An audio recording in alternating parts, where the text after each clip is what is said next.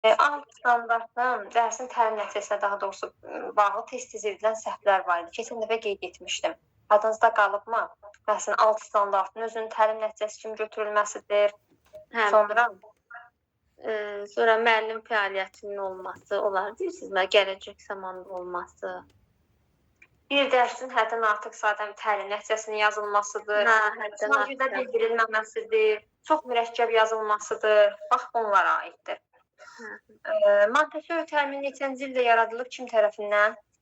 1900-cü ildə deyəsən səhv eləmirəmsə, Maria Montessori tərəfindən psixoloq. Hansı yaş qruplara aid idi bura? Burada iki qrupa bölünürdü. Şuurlu, bir də şuursuz, bir də şuurlu.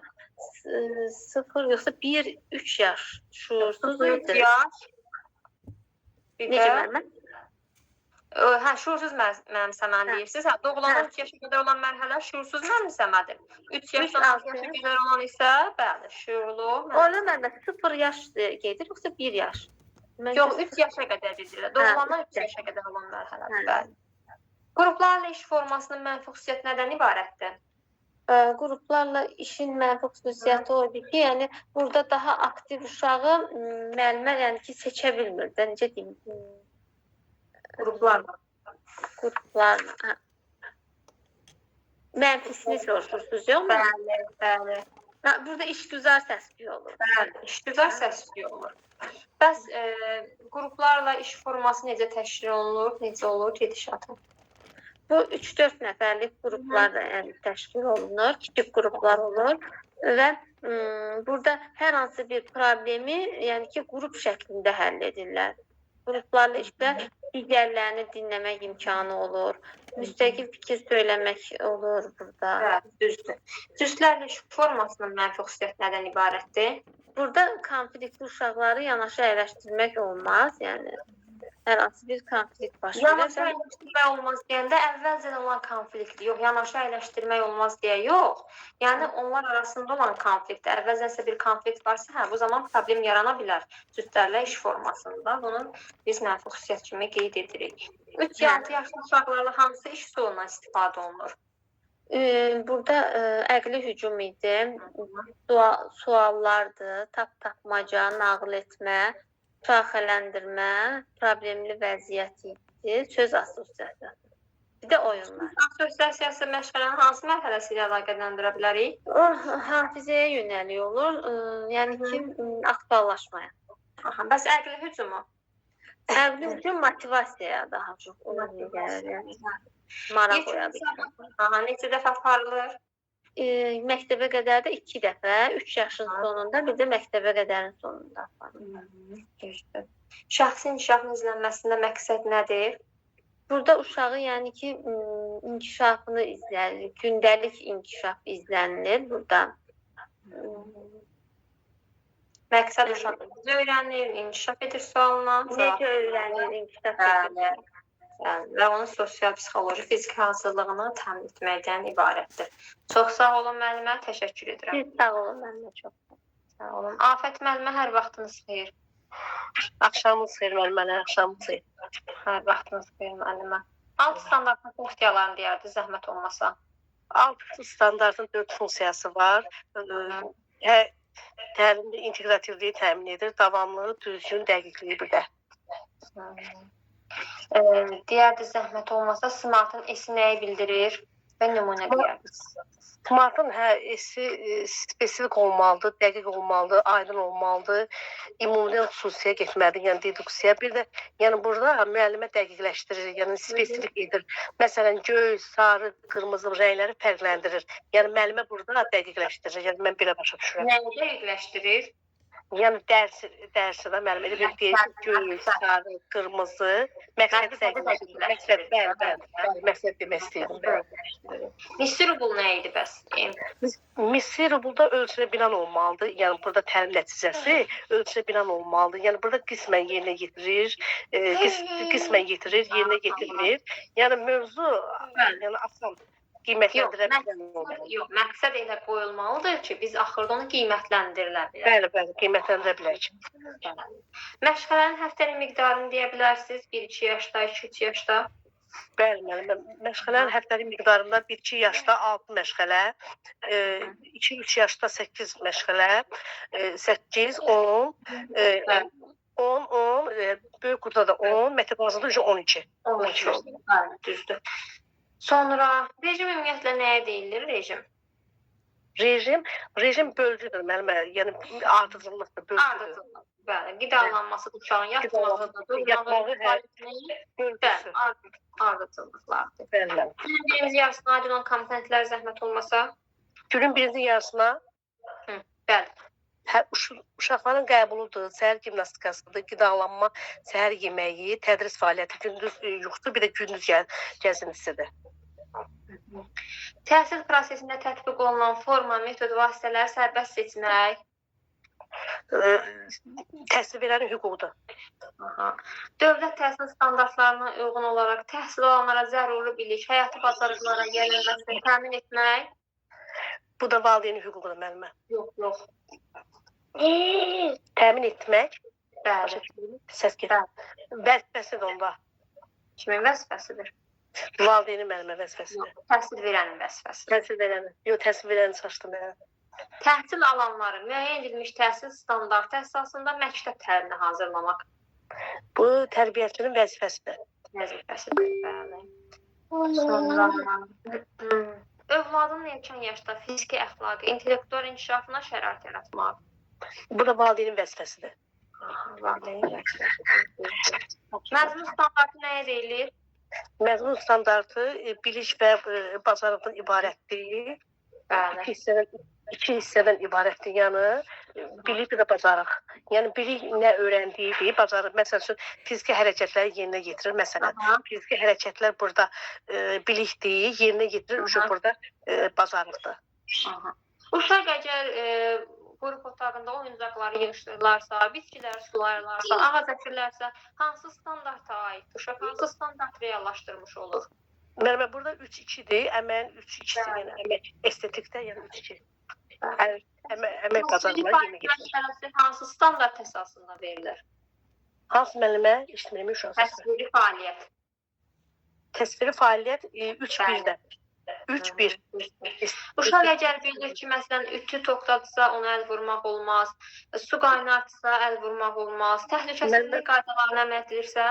Bəli, bu da fiziki inkişafın, fiziki inkişaf və təhlükəsizlikdə, yəni 1.3-dədir, təhlükəsizlik qaydalarına əməl edir. Düzdür. Çox sağ olun müəllimə, təşəkkür edirəm. Sağ olun, sağ olun. Sağ olun, buyurun. İlahə müəllimə, hər vaxtınız xeyir. Axşamınız xeyir müəllimə. Axşamınız xeyir. Çox sağ olun, siz necəsiz?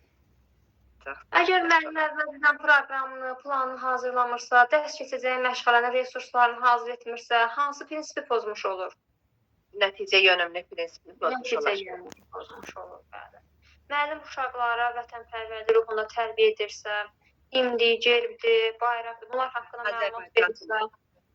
Azərbaycançılıq. 1-3 yaşlı uşaqlarla hansı iş üsulundan istifadə edirik? Süjetli rollu oyunlar, hərəkətli oyunlar, didaktik oyunlar.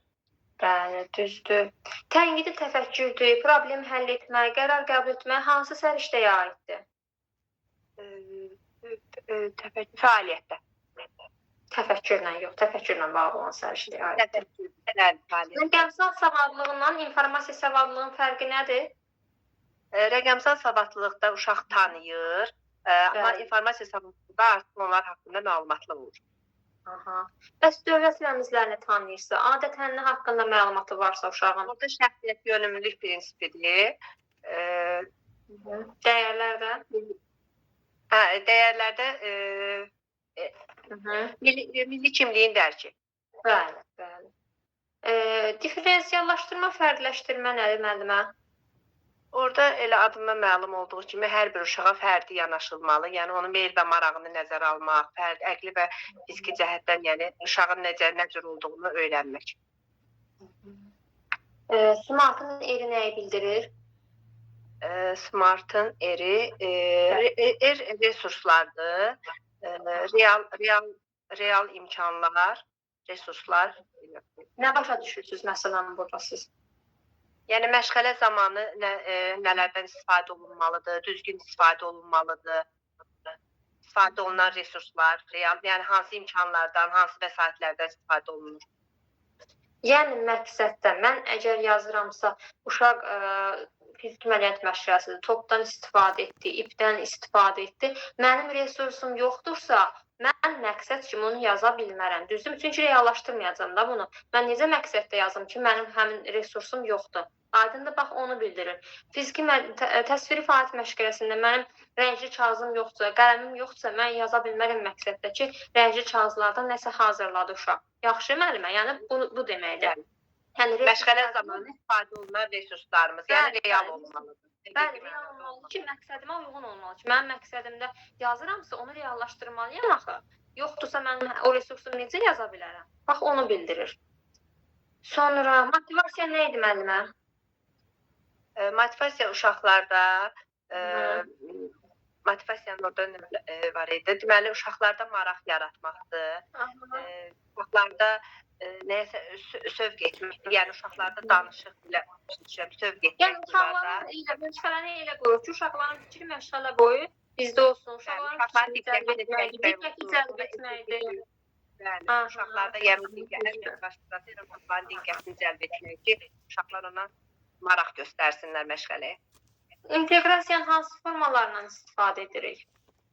İnteqrasiyanın iki növü var. Şaquli inteqrasiya, üfüqi inteqrasiya, amma bir dənə də inteqrasiya var, həyatla əlaqələndirmə. Bunda isə biz artıq uşaqları canlı olaraq göstəririksə, məsələn, bağbanın işini, payız fəslində ağacların tökülməyini göstəririksə, bu artıq həyatla əlaqələndirmə. Üfüqi inteqrasiya necə olur? Üfüqi inteqrasiya eyni yaşlar və müxtəlif inkişaf sahələri arasında olur.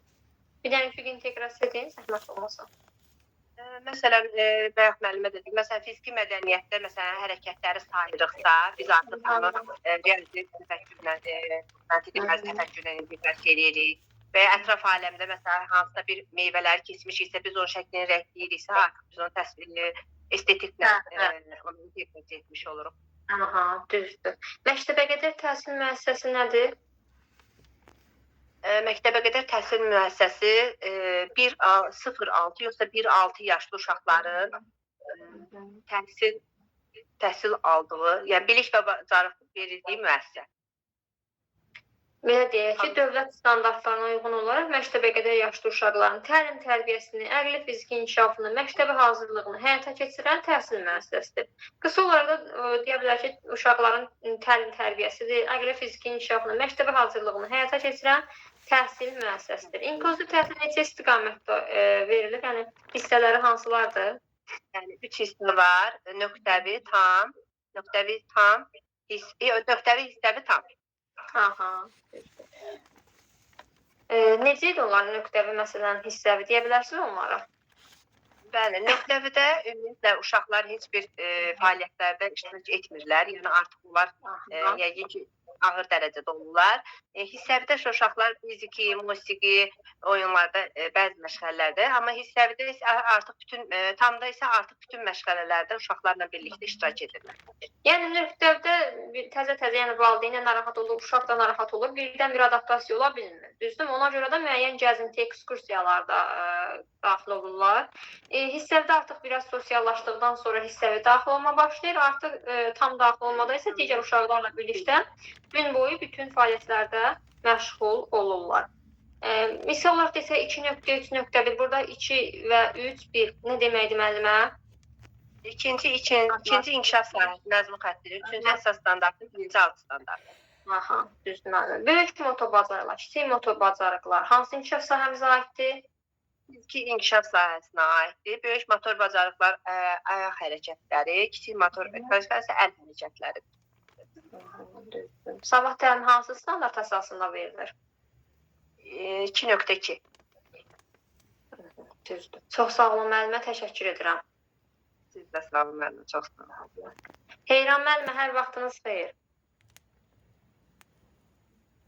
Salam müəllimə, axşamınız xeyir. Axşamınız xeyir. Fiziki mədəniyyət məşğələsi hansı standart əsasında təqdim olunur?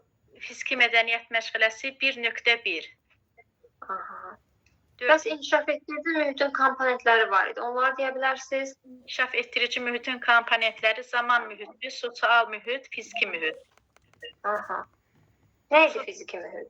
Sosial mühit uşaqların əməkdaşlığıdır, qrup uşaqları ilə, müəllimələri ilə. Zaman mühiti rejimdir. Fiziki mühitdə otaqdakı mebellər, dizayn belə. Əşyaların yerləşməsi, ümumi dizaynda. Bəli. Əgər bir valideyn tərbiyəçi uşaq haqqında bəzi məlumatları ötürübsə, bu da gəlib dayi ilə, digər müəllim yoldaşları ilə onları bölüşürsə, o məlumatları hansı etik davranış qaydasını pozmuş olur müəllim? Qərəzsiz, yox, konfidensialdır. Qərəzsizlikdir. Bəs qərəzsizlik nə idi?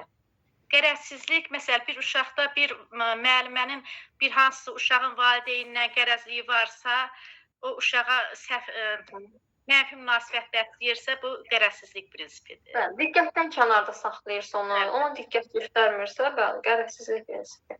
Portfolyo nələrə aiddir müəllimə? Portfolyo iş nümunələri, gündəlik qeydlər, təsviri qeydlər, ailə məlumatları, bir də Düzdür. bir də var idi, unutdum. İnkişaf səviyyəsi cədvəli, inkişafa dair yetkin Bəli, inkişaf. Aparıcı pedaqoji qabiliyyətlər hansılardır? Aparıcı pedaqoji qabiliyyətlər təşkilatçılıq,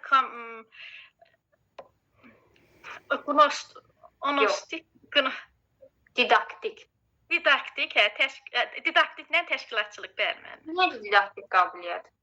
Didaktik qabiliyyət müəllimin uşaqlarla davran. Yəni aydın başa düşəcək şəkildə nəql etməlidir. Mən uşağımda çətinlik çəkirəm. Yəni öyrətmək bacarığıdır. Tədris materiallarını aydın, başa düşən şəkildə öyrətməlidir, çatdırmalıdır. Təşkilatçılıq qabiliyyəti nə idi bəs? Təşkilatçılıq qabiliyyəti müəllimin bütün uşaqlara eyni Uşaq kollektivini təşkil etməyi bacarır, möhkəmləndirməyi, istiqamətləndirməyi, vaxtı düzgün bölüb, vaxtlarda təşkilatçılığa aiddir. Sizin verdiyiniz testlərdə cəmisi hərəsindən 2-1 belə səhv eləmişəm, ancaq danışığımda çətinlik çəkirəm. Narahat olmayın, danışığınızla düzələcək, heç narahat olmayın. Əsas testlərdə yaxşı... Testlərdə bax yazmışam, haradasa birindən 3-dür, birindən 2-dir, belədir. Gözəl, əla məlumat. İnkişaf etdirici mühitdən, yox, öyrədici təlim mühitinin xassələrini deyərdiniz, zəhmət olmasa. Hansılar idi? Onları bilmirəm. Mən yaxşı bilirəm standartları, inkişaf sahələrini, Piagetini, Vygotskini. Yaxşı, Piagetin mərhələlərini qeyd edin o zaman. Piagetin 4 mərhələsi var. Hissi hərəki, ilkin əməli, konkret, bir də formal əməli. Hiss hərəki mərhələ 0-2 yaşı əhatə edir. İlkin əməli mərhələ 2-7 yaşı, konkret əməli mərhələ 7-11, formal əməli də 11-dən yuxarı. İnkişaf öyrənmədən əvvəl gəlir fikri kimə aid idi? Öyrənmədən əvvəl gəlir Vygotskiyə aiddir. Yox, Piagetə aiddir. Piagetə aiddir. Amma öyrənmə inkişafına aiddir. Uşaq hipotetik düşünürsə, fərziyyələrlə, yəni təsəvvür edirsə, deduktiv, yəni ümumdən xüsusi, yox, deduktiv, ümumdən xüsusi mühakimələr aparırsa, konkretdir, deduktiv. Yox, formal əməli, formal əməli. Əşyanın həcmini, ölçüsünü bilmirsə, sayır 5-ə qədər geriyə saya bilmirsə, hansı mərhələdir? O ilkin əməli mərhələdir. 5-ə qədər sayır, 5-dən tərsinə saya bilmir.